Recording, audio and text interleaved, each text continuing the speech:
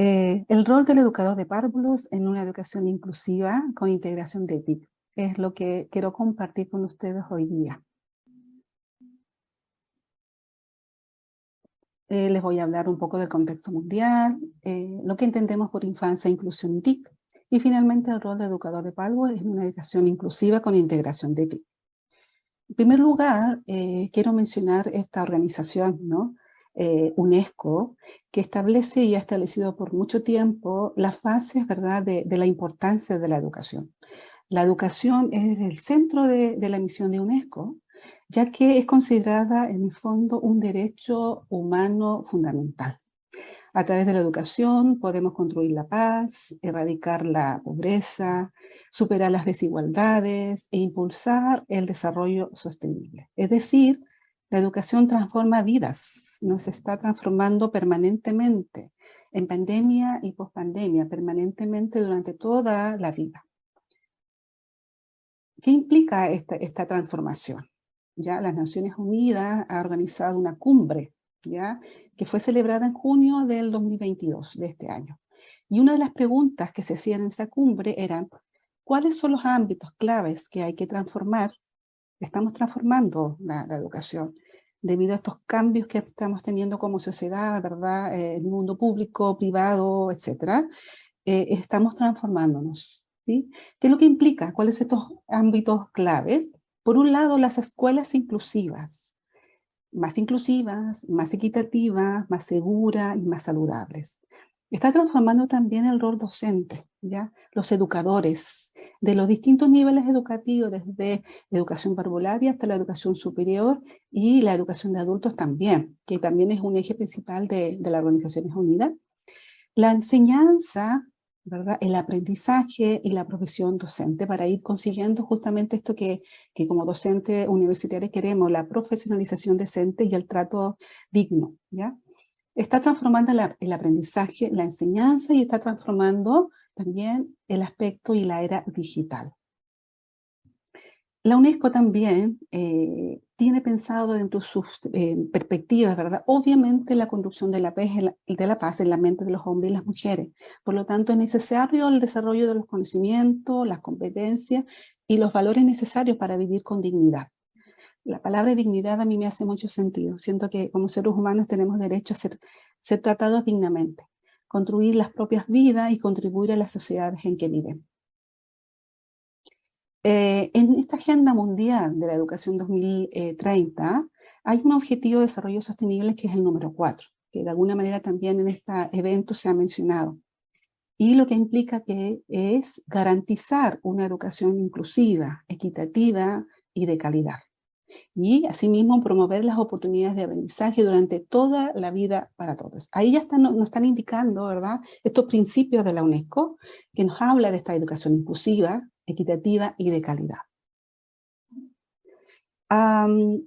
Se ha sabido, ¿verdad?, que en esta educación equitativa, los primeros años, la educación infantil, se va formando las bases sólidas, ¿verdad?, para construir a un ser humano equitativo, seguro, potente en las distintas áreas, y que de alguna manera esta educación infantil va transformando y construyendo las bases para que sea ejercida durante toda la vida. ¿Cuáles son esas características que distinguen a la educación parvularia? Las interacciones sociales, la creatividad, el trabajo colaborativo, la exploración utilizando varios lenguajes, lenguaje corporal, el musical, lo no verbal, también tan importante la educación de los primeros años, las habilidades motrices, la autonomía y junto con la autonomía la seguridad, la confianza, etcétera, etcétera, y con ello también la disciplina, la interacción corporal y el movimiento para comunicarse con otros y consigo mismo, todo eso a través del juego. Estas características han sido resumidas por la Organización Mundial de la Educación Parvularia, ¿ya?, que es un poco la cita que yo expreso ahí, y por lo tanto todas estas características de alguna manera lo que está haciendo es sentar las bases para que exista en los niños y en las niñas estas habilidades digitales que hoy en día se demanda de ellos, y por lo tanto también las bases del desarrollo del pensamiento lógico, según González, del 2019. Y aquí nos estamos acercando entonces, desde los principios de la UNESCO, ¿verdad?, el derecho a ser tratados con dignidad, con calidad, con inclusión, qué ocurre en la educación infantil y cómo esto se va conectando con la tecnología, ¿verdad? Las habilidades digitales. Es decir, estos conceptos de plataformas educativas, plataformas virtuales, la realidad virtual, la realidad aumentada, todos estos conceptos asociados, ¿verdad?, a la era digital, las clases sincrónicas, asincrónicas. Ella está con nosotros, tenemos que hacerlo parte de nuestra vida desde los primeros años. Pero, ¿será esta la forma? Me pregunto yo. Por ahí va el tema. ¿Esa es la forma de conducirnos como educadores? Pareciera que no, ¿no? Las TIC implican oportunidades para modificar los sitios y los tiempos de aprendizaje. Yo puedo estar comunicándome con otras personas al mismo tiempo y de distintos lugares, ¿sí? Existen también procedimientos y construcciones motivacionales, ¿verdad? Que yo voy interactuando y voy generando todo un mundo que existe, pero que no existe a la vez. Posibilitando que se replantee en qué momento, dónde, cómo, qué y por qué del aprendizaje. Y ahí aparecen los principios, ¿verdad? Desde la motivación, desde las emociones, desde el tiempo que voy a ocupar cuando yo ocupo las tecnologías de la información y de la comunicación. Por lo tanto, si yo respeto y voy a los principios pedagógicos, ¿no?, de cómo yo provoco aprendizajes de calidad, ahí hago la conexión finalmente que no es la tecnología lo que nos permite producir los cambios, sino nuestra decisión de imaginar con y a través de ella. Por lo tanto, la tecnología se transforma en un medio muy interesante, muy importante, pero que no sea, ¿verdad?, el fin. En este escenario es fundamental conocer el funcionamiento del cerebro infantil, ¿ya?, en las distintas etapas también posteriores, para determinar cuáles son las mejores estrategias de enseñanza a implementar, para que puedan ser complementadas con las TIC de manera adecuada y potencie el proceso de aprendizaje. Es decir, también implica al educador, desde su rol también investigador de su práctica pedagógica, observar el cerebro, observar cómo están aprendiendo y también agudizar este ojo, digo yo, reflexivo del rol docente para ver que en esta tecnología también existen los componentes neurocientíficos, desde el uso de la memoria, el lenguaje, el tiempo de exposición a las pantallas, desde la retroalimentación, ¿verdad?, recompensa o no, qué tan útil es eso, el conseguir una meta, etcétera. ¿Sí? Lo lúdico también que puede ser. Pensando entonces en estos componentes como desde los principios pedagógicos aplicados a la educación en general, principalmente la educación parvularia, y como hemos hablado también del componente inclusivo, las fases, ¿verdad?, desde la tecnología y las bases desde el mundo inclusivo está, ¿verdad?, el componente del diseño universal de aprendizaje, donde ya nos dicen que tenemos que tomar en cuenta las redes de afectividad, porque es del aprendizaje, como aprender a motivar a los estudiantes y promover desafíos, las redes de representación, el qué del aprendizaje y las redes de expresión, ¿ya? Como el aprendizaje. Y si ustedes se fijan, ya la imagen del cerebro va iluminando ciertas zonas que van a ser producidas por el estímulo externo y que de alguna manera entonces hay que tomar en cuenta el momento del aprendizaje que va unido, ¿verdad?, al uso de las tecnologías y que ahí aparece esta conexión. Si hemos hablado del componente inclusivo, de la calidad y de la equidad de la educación y de la dignidad en la educación, tenemos que necesariamente mencionar el concepto de diversidad. Desde cómo lo construyo yo, desde el reconocimiento y valoración de las características y cualidades personales. No pensar que la diversidad está fuera de mí, como que si yo la observara externamente, como que yo me aíslo y digo, aquí está la diversidad, sino que yo soy parte de esa diversidad. ¿Cómo me concibo yo frente a este grupo de estudiantes o a este grupo de colegas con los que estoy yo? Soy uno más que con mi peculiaridad y mi forma de ser otorgo significado a esta red, ¿sí? Soy yo con mis características personales que aporto con mi diversidad a este mundo y no soy ajeno a, ¿ok? Por lo tanto, aparecen los conceptos de inclusión cuando yo reconozco al otro, me reconozco a mí, veo al otro, contemplo al otro, me veo a mí. ¿En qué minuto yo realizo la exclusión, cuando no veo al otro desde su diversidad, cuando no contemplo al otro y cuando siento que la diversidad está fuera de mí, ¿ya? Cuando siento que hay un componente desde, no sé, la visión, la audición, y no otorgo las mejores condiciones desde el contexto y del ambiente para incluir y no transformar estas características personales en recursos para limitar o en situaciones para limitar, para crear barreras o para simplemente discriminar. ¿Sí? Insisto, la diversidad no está afuera, está dentro. ¿Y cómo vamos entonces haciendo esta relación a partir de cómo yo me concibo yo en el mundo? No tener en cuenta la diferencia y no ofrecer distintas o diferentes formas de alcanzar las metas puede ser una forma de discriminación o de exclusión. Estos autores fueron los fundadores del diseño universal del aprendizaje. ¿Ya? ¿Por qué todos tenemos que estar tocando el mismo instrumento a la misma vez y el mismo momento? Y de la misma manera. Para Rose y Meyer, fundadores del diseño universal de aprendizaje, las barreras para el aprendizaje no son inherentes a la capacidad de los estudiantes, sino que surgen en las interacciones de estos con materiales y métodos rígidos y poco flexibles. Cuando yo estoy ofreciendo una misma manera de representar un aprendizaje para todos, estoy generando una interacción limitada y no estoy abriendo la posibilidad de ofrecer esta misma oportunidad para todos. Y generalmente nos transformamos en estos, en generar o proveer métodos rígidos donde no está la cabida, la flexibilidad, la apertura, como decía recién yo, el ver al otro en su dimensión humana. Dicho eso, desde mi rol ahora como educadora, como docente universitaria, lo que me ha hecho sentido, lo que yo he vivido, ¿no?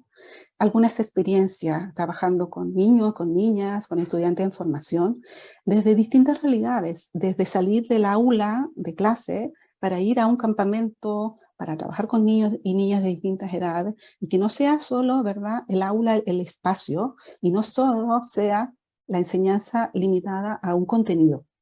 Hay niños de distintas edades, con distintas condiciones, ¿verdad?, que tienen derecho también de recibir la misma educación y también con trabajo multidisciplinario.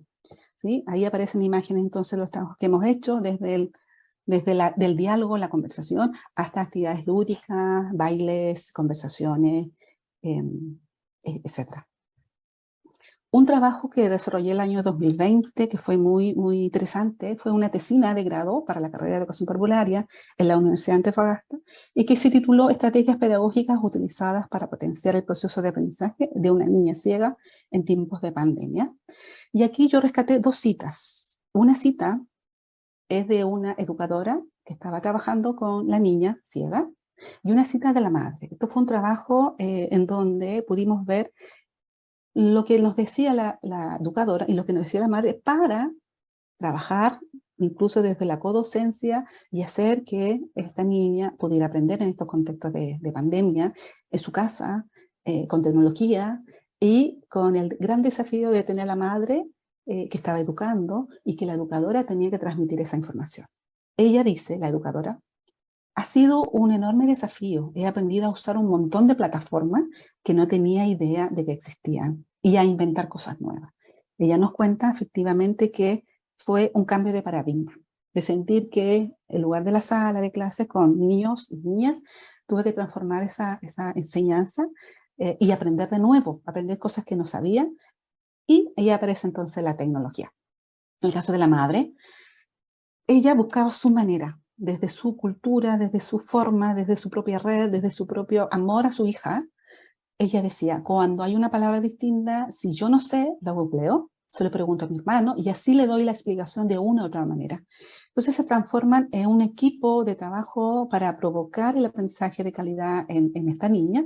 Y fue un trabajo muy exitoso, con muchos aprendizajes con el grupo, ¿verdad? Que se transforma también en no solo un grupo que contempló y que observó, sino que además buscó maneras para que esta niña ciega pudiera aprender en el contexto de su casa, y que su madre no sintiera tampoco un agobio, una madre joven, y al contrario, muy satisfecha, un trabajo muy significativo para toda esta red que se transformó en un trabajo de graduación, pero finalmente transformó vida, un poco asociando a los principios de la UNESCO.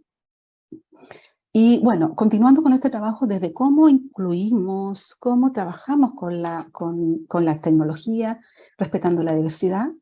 Me ha tocado trabajar con profesionales donde han ellos incursionado en el tema de la tecnología, computadores donde reemplazan algunas habilidades que los niños tienen debilitadas, desfavorecidas, algunas habilidades motoras, y que el computador ha servido para desarrollar estas habilidades, muy de la mano de los principios del sistema Braille para niños ciegos, y también usando el sistema Joule, que es una plataforma, es un software que va repitiendo información que está en el computador, va convirtiendo en audio información contenida en la pantalla, y que ha sido un aporte importantísimo para lograr la inclusión, ¿sí?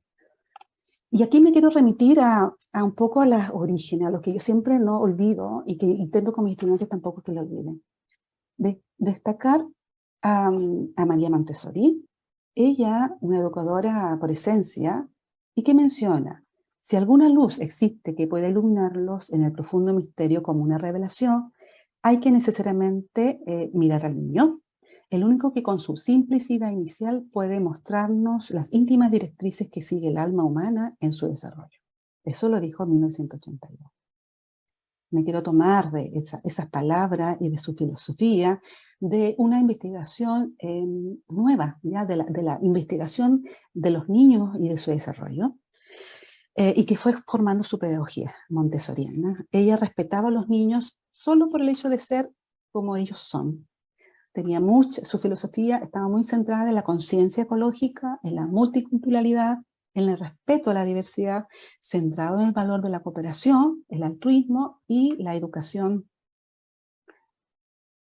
para la paz. Esa imagen ahí representa eh, actividades lúdicas, cooperación, silencio, valor de la familia, ¿verdad? Entonces esos mismos principios que María Montessori pregonaba y que todavía hoy día existen esa filosofía, tienen que estar en el uso de la tecnología, respetando la dignidad. Y quiero mostrar esta imagen. ¿Por qué la muestro? Porque yo creo que un poco la historia que he ido contando es lo que caracteriza al contacto humano. El hecho de usar la tecnología no implica dejar de lado las emociones, dejar de lado el valor de la experiencia de la familia, del valor de los rituales, el valor de las redes de afecto y de sostén. No implica dejar de lado el valor de la cultura, de la familia, de la fraternidad y del contacto y del amor. Por eso puse esa imagen, ¿no?, de la película de Coco, que refleja todo lo que quiero transmitir uniendo estos conceptos, ¿no? Inclusión, tecnología y educación e infancia. Para ir terminando, ¿no? Quiero citar entonces nuevamente a Nuesco cuando menciona que las inversiones y la acción en el aprendizaje deben guiarse por 3 principios fundamentales: centrarse en las personas más marginadas, proporcionar contenidos educativos digitales gratuitos y de alta calidad, y finalmente la innovación y la transformación pedagógicas. Y aquí entonces la conexión con el rol del educador de párvulos para integrar las TICs desde la educación inclusiva. Por un lado, entonces, lo que dice este autor, utilizar los entornos personales de aprendizaje para fortalecer su gestión docente y la formación permanente. Estar al día, estar actualizado, qué se está ocupando, qué es lo adecuado o no, qué es lo más sano y seguro de utilizar, a qué dar. O sea, hay que trabajar la gestión docente. Investigar e innovar en nuevas prácticas con las TICs, permanentemente estar innovando y haciéndose preguntas de qué es aquello que yo necesito para mi función, para hacerlo mejor y con calidad. Crear ambientes digitales para el desarrollo curricular en equilibrio con otros recursos, como recién veíamos con la pedagogía de Montessori. No tenemos que dejar de lado los otros elementos que van a ir complementando, o las TIC complementando lo que yo vea y que yo integre a través del juego, por ejemplo. Utilizar las TIC para potenciar el desarrollo cognitivo y afectivo de su estudiante. Con la imagen de la película Coco, yo relevo la importancia de los afectos al momento de enseñar y con mayor razón el uso de las TIC. Agregar que es importante incorporar las competencias digitales en las diferentes didácticas de manera transversal. Yo no puedo dejar una asignatura específica en la formación de los educadores como una asignatura aislada. Como hay que cursarla, se aprueba y está listo, sino que la tecnología debe ir presente en todas las didácticas, en todas las formas de enseñar y aprender, debe ir de la mano.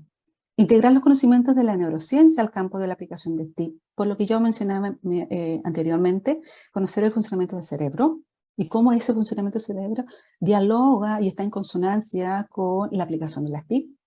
Educar a la familia en torno a las estrategias y hábitos tecnológicos de cuidado y de seguridad y que forme parte, ¿verdad?, la tecnología de nuestra cotidianidad y que no sea un elemento que se tenga que cuidar de no caer en el tema, pensar siempre en lo negativo, pensar como en el elemento tóxico, por ejemplo, como hay un grupo a lo mejor de estudiosos está centrando la atención. Derribar los mitos en torno a las TIC y la primera infancia. Hablar también de los beneficios, la ventaja y todo lo que supera, ¿verdad? Y que transversaliza la educación. Y finalmente, crear contextos para armonizar las TIC con nuestra vida. Forma parte de nuestra vida. Yo tengo que dialogar con la tecnología. Tengo que hacerla parte de mi cotidianidad y no dejar también, dejar tiempo para la flexibilidad, para el juego y para la comprensión y valoración personal. No sentir que constantemente tenemos guías, ¿verdad? Guías para hacer esto, pautas para estar bien, hay que tenerla. Pero demasiada guía es como que nos guían para la vida. También dejar la libertad, la decisión y las confianzas puestas en el entorno familiar, pero con acompañamiento comprometido. ¿Sí? De esa manera, entonces, armonizamos estas tecnologías con nuestra vida. Muchas gracias. Ahí sería mi presentación. Hola. ¿Sí? De esa manera, Bueno, entonces, ha sido un gusto tenerte por acá, de verdad. Ay, no había prendido el video. Bueno, gracias, Roxana. De verdad, bastante interesante tu presentación. Me encantó esto que dice que la diversidad no está fuera de mí, soy parte de ella. Y yo excluyo cuando no veo al otro, cuando no escucho al otro, cuando considero que estoy afuera, ¿sí? O sea, como que yo no pertenezco a ese espacio, sino que yo voy a ver, ve tú a saber si desde arriba, no sé, por lo menos desde afuera. Y bueno, para poder ser inclusivo, tengo que sentir que puedo escuchar al otro, que puedo ver al otro y que estoy con él en el mismo espacio. Me encantó también que no hay que tener en cuenta las diferencias para excluir, sino todos somos diferentes, absolutamente. Todos somos diferentes y podemos juntos construir. No necesitamos, bueno, somos diferentes y vamos a excluirlos, sino al contrario, somos diferentes y vamos a ver cómo cada uno nos complementamos y hacemos sinergia. Bueno, me encantó, de verdad, muchísimas gracias. Y esto de, bueno, nada, utilizar los entornos de aprendizaje, el PLE, ¿sí? Investigar, innovar en las nuevas tecnologías, qué está saliendo nuevo, crear ambientes digitales en equilibrio. Es decir, de verdad, Roxana, un gusto, esas experiencias que tuviste, el trabajo que hubo con la niña que tenía, que no puede ver, que es ciega, mejor dicho. Bueno, nada, por ahí comentan, me encantó, una señora dice, una de nuestras participantes dice, muy buena ponencia, doctora Roxana Costa, los espacios educativos se puedan condicionar fuera de la institución y así también se da una educación popular. Porque bueno, lo que tú misma estabas comentando, o sea, el uso de los recursos tecnológicos no son exclusivos, es decir, deben ser utilizados para complementar nuestro quehacer pedagógico, no como único recurso pedagógico. Me preguntaban también, Roxana, te preguntan a ti, ¿qué libros nos recomiendas para aprender del cerebro de los niños? Bueno, hay una lista enorme de textos que mencionan, no con el mismo título, ¿no? Sino que son los aportes de la neurociencia a la educación, los aportes de la neurociencia a la tecnología de la información. Lo que yo puedo hacer llegar al equipo del Congreso es una lista de referencias que yo también las he tomado para hacer este trabajo. Eh, insisto, no aparecen como el cerebro y los niños, ¿no? Sino que Claro. son los aportes de la neurociencia que van en camino y que son la base para todo este que yo mencionaba, el diseño universal de aprendizaje. Es decir, es el cerebro no por sí mismo y no aisladamente, sino que el cerebro, como el estudio del cerebro, como aporte a las distintas disciplinas, en este caso la educación, en este caso la TIC, en este caso la inclusión. Así que como para Katy, lo que puedo hacer, Katy, es mandar referencias de aquellos que yo creo que pueden ser más útiles. Excelente, muchísimas gracias, Roxana.